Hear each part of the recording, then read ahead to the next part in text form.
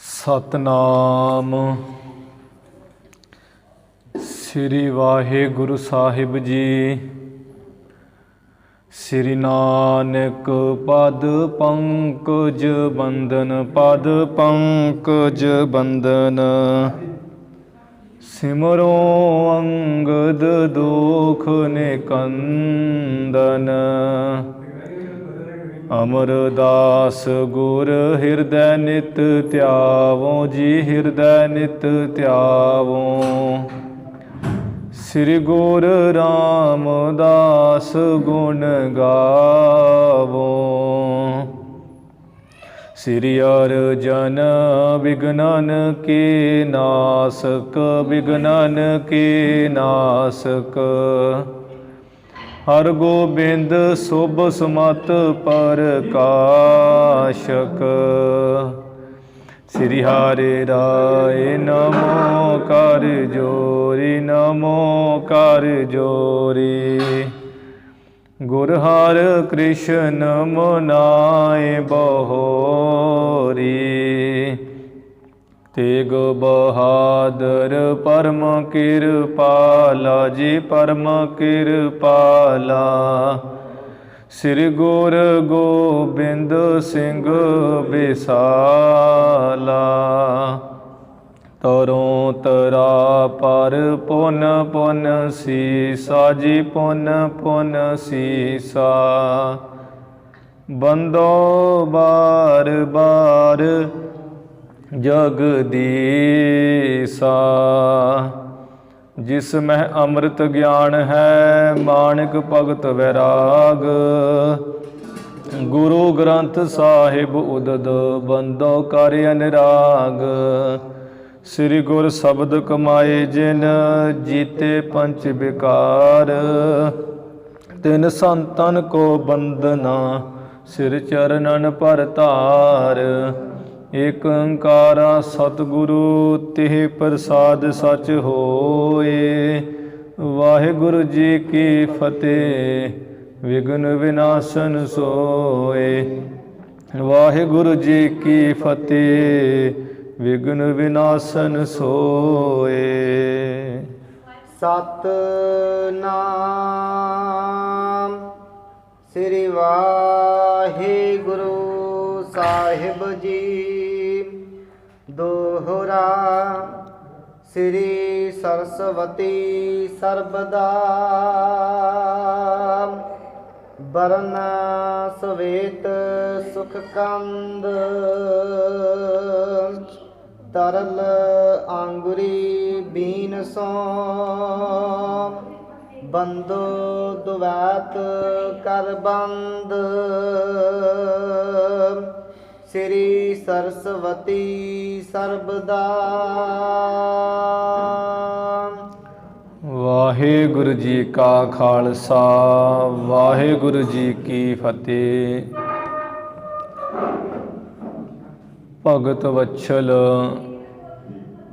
दीना बंधु पूर्ण परमेश्वर। धन धन श्री गुरु नानक देव साहिब जी महाराज। साहिब कमाल पंथ दे वाली, अमृत के दाते सतगुरु। धन धन श्री गुरु गोबिंद सिंह साहिब जी महाराज। दसे गुरु साहिबाना दी आत्मक जोत, जागदी जोत। चवर छतर सिंघासन तख्त दे मालक।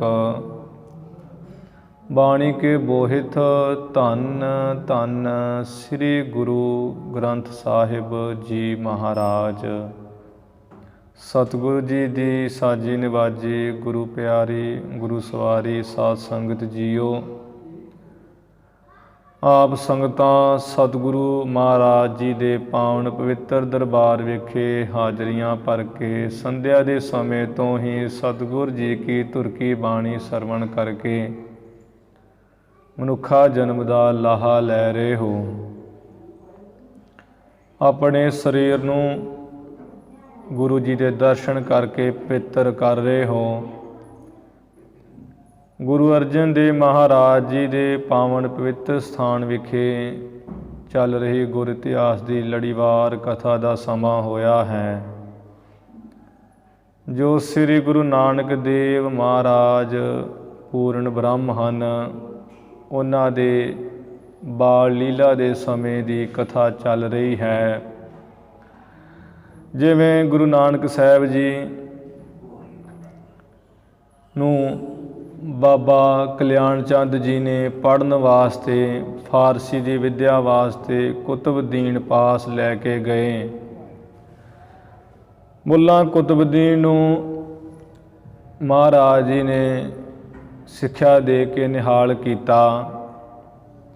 ਹਰੇਕ ਉਸ ਦੇ ਕੀਤੇ ਹੋਏ ਸ਼ੰਕੇ ਪ੍ਰਸ਼ਨ ਦਾ ਉੱਤਰ ਦੇ ਕੇ ਉਸ ਦੇ ਭਰਮ ਦੀ ਨਿਵਰਤੀ ਕੀਤੀ। ਮਹਾਰਾਜ ਜੀ ਨੇ ਜੋ ਮਹਾਨ ਸ਼ਬਦ ਹੈ ਤਿਲੰਗ ਰਾਗ ਵਿੱਚ ਆਉਂਦਾ ਹੈ, ਜਦੋਂ ਸ੍ਰੀ ਗੁਰੂ ਗ੍ਰੰਥ ਸਾਹਿਬ ਮਹਾਰਾਜ ਜੀ ਦੀ ਬਾਣੀ ਦੀ ਸੰਥਿਆ ਟਕਸਾਲਾਂ ਸੰਪਰਦਾਵਾਂ ਵਿੱਚ ਕਰਾਈ ਜਾਂਦੀ ਹੈ ਤੇ ਗੁਰੂ ਗ੍ਰੰਥ ਸਾਹਿਬ ਜੀ ਦੀਆਂ 2 ਸੈਂਚੀਆਂ ਹਨ, 2 ਭਾਗ, ਇੱਕ ਅੰਗ ਤੋਂ ਲੈ ਕੇ 720 ਤੱਕ। ਇਵੇਂ ਸਮਾਪਤੀ ਹੁੰਦੀ 13 ਰਾਗਾਂ ਦੀ। ਜਦੋਂ ਦੂਸਰੀ ਸੈਂਚੀ ਆਰੰਭ ਹੁੰਦੀ ਹੈ 721 ਅੰਗ ਤੋਂ, ਤੇ ਤਿਲੰਗ ਰਾਗ ਦੀ ਆਰੰਭਤਾ ਹੁੰਦੀ ਹੈ। ਉਹ ਤਿਲੰਗ ਰਾਗ ਦਾ ਪਹਿਲਾ ਸ਼ਬਦ ਜੋ ਆਉਂਦਾ ਹੈ ਸ੍ਰੀ ਗੁਰੂ ਨਾਨਕ ਸਾਹਿਬ ਜੀ ਦਾ ਫਾਰਸੀ ਦੇ ਵਿੱਚ, ਜਿਹਦੇ ਵਿੱਚ 2-3 ਅੱਖਰ ਹੀ ਸੰਸਕ੍ਰਿਤ ਦੇ ਹਨ, ਬਾਕੀ ਸਾਰਾ ਸ਼ਬਦ ਫਾਰਸੀ ਵਿੱਚ ਗੁਰੂ ਜੀ ਨੇ ਉਚਾਰਨ ਕੀਤਾ। ਜਿਸ ਸ਼ਬਦ ਦੇ ਰਾਹੀਂ ਮਹਾਰਾਜ ਜੀ ਨੇ ਮੁੱਲਾ ਕੁਤਬਦੀਨ ਨੂੰ ਉਪਦੇਸ਼ ਬਖਸ਼ਿਸ਼ ਕੀਤਾ, ਮੁੱਲਾ ਕੁਤਬਦੀਨ ਦੇ ਰਾਹੀਂ ਸਾਨੂੰ ਸਿੱਖਿਆ ਦਿੱਤੀ।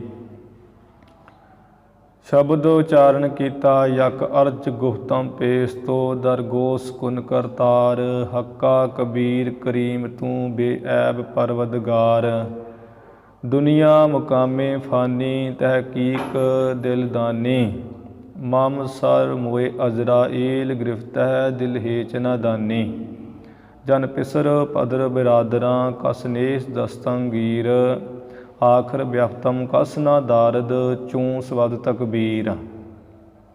ਇਵੇਂ 4 ਸ਼ਬਦਾਂ ਦਾ, ਪਦਿਆਂ ਦਾ ਗੁਰੂ ਜੀ ਨੇ ਸ਼ਬਦ ਉਚਾਰਨ ਕੀਤਾ। ਮੁੱਲਾ ਨੂੰ ਐਸਾ ਉਪਦੇਸ਼ ਕੀਤਾ, ਕੁਤਬਦੀਨ ਮੁੱਲਾ ਨਿਹਾਲ ਹੋ ਗਿਆ ਹੈ। ਸਮਾਧੀ ਲੀਨ ਬ੍ਰਹਮ ਗਿਆਨ ਦੀ ਪ੍ਰਾਪਤੀ ਹੋ ਗਈ ਹੈ। ਭਰਮ ਦੋਸ਼ ਸਾਰੇ ਉਸ 'ਤੇ ਕੱਟੇ ਗਏ ਹੈ।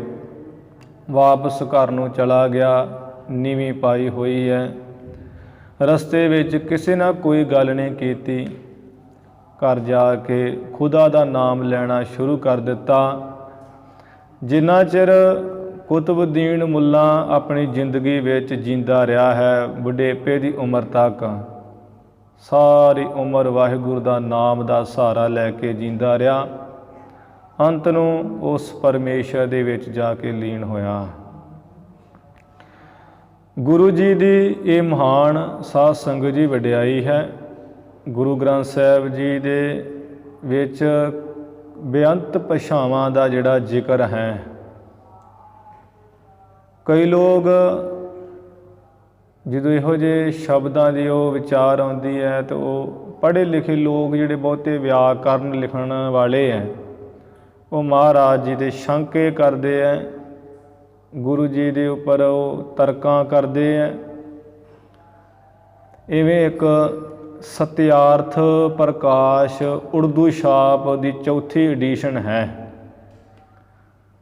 ਉਸ ਉਰਦੂ ਛਾਪ ਵਿੱਚ ਇੱਕ ਨੇ ਲਿਖਿਆ ਹੈ, ਕਹਿੰਦਾ ਵੀ ਜੋ ਵੇਦ ਗੁਰੂ ਨਾਨਕ ਦੇਵ ਮਹਾਰਾਜ ਜੀ ਦੇ ਬਾਰੇ ਲਿਖਦਾ ਉਹ ਤਰਕੀ, ਕਹਿੰਦਾ ਜੋ वेद शास्त्र पुराण संस्कृत हैं गुरु नानक देव नहीं जानते थे, उनको संस्कृत नहीं आती थी,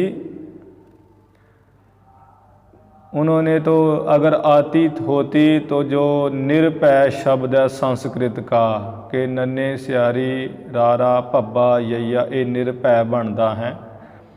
कहता फिर निरभय की थां गुरु नानक देव जी निरभौ ना लिखते कि भब्बे नूं कनौड़ा लिखा ना एक शब्द आता है। उन्हों को कहता हिंदी में एवं उर्दू शब्द लिखी उन्हें गल कहता हिंदी इनको गुरु नानक देव जी को संस्कृत नहीं आती थी। जो गवार लोग जिन्होंने कभी संस्कृत देखी तक नहीं सुनी तक नहीं उनके सामने श्लोक जो जो संस्कृत स्तोत्र है उसको संस्कृति श्लोक लिख दिया है।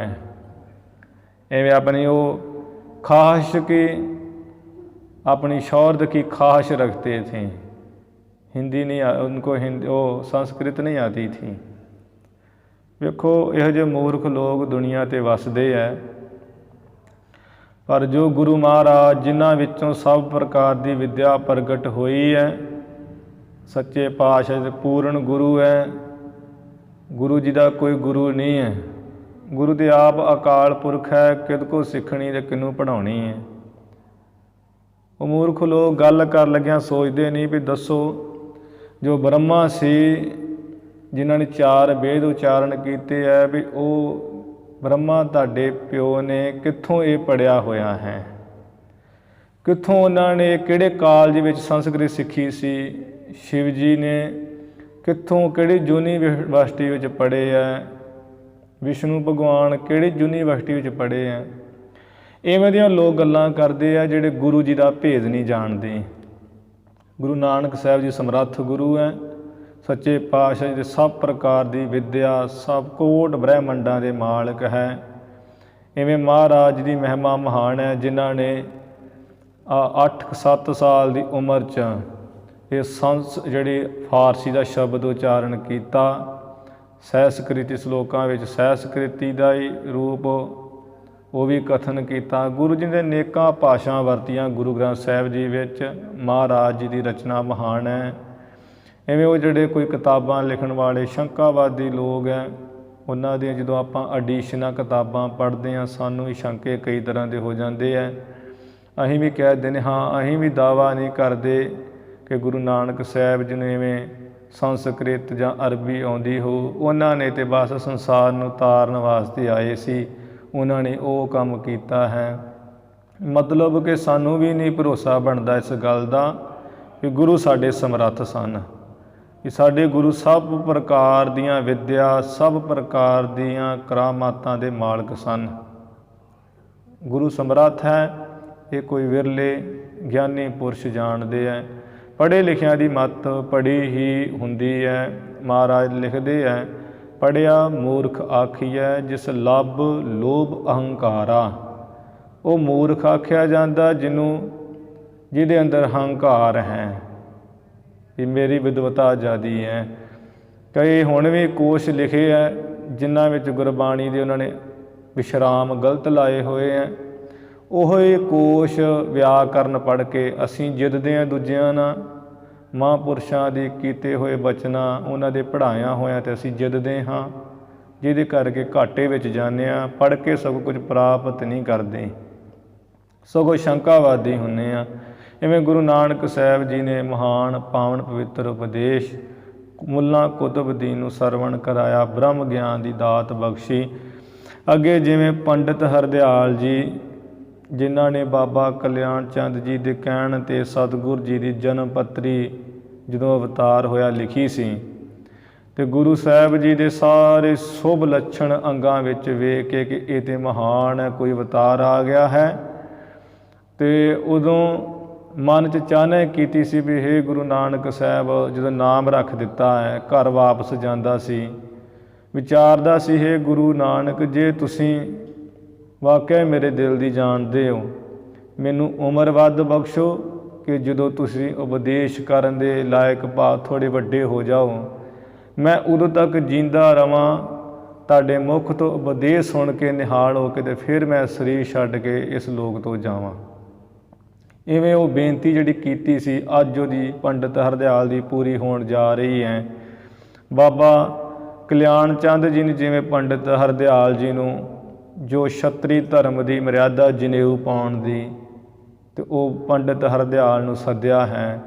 ਸਤਿਗੁਰੂ ਜੀ ਨੇ ਜਿਵੇਂ ਉਹਨੂੰ ਉਪਦੇਸ਼ ਕੀਤਾ ਹੈ, ਉਹ ਪ੍ਰਸੰਗ ਆ ਰਹੇ ਹੈ, ਆਪਾਂ ਸਰਵਣ ਕਰੀਏ।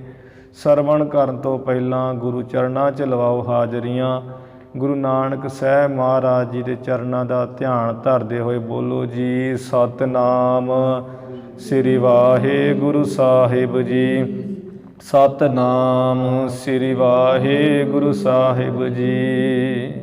ਸਤਿਨਾਮ ਸ੍ਰੀ ਵਾਹਿਗੁਰੂ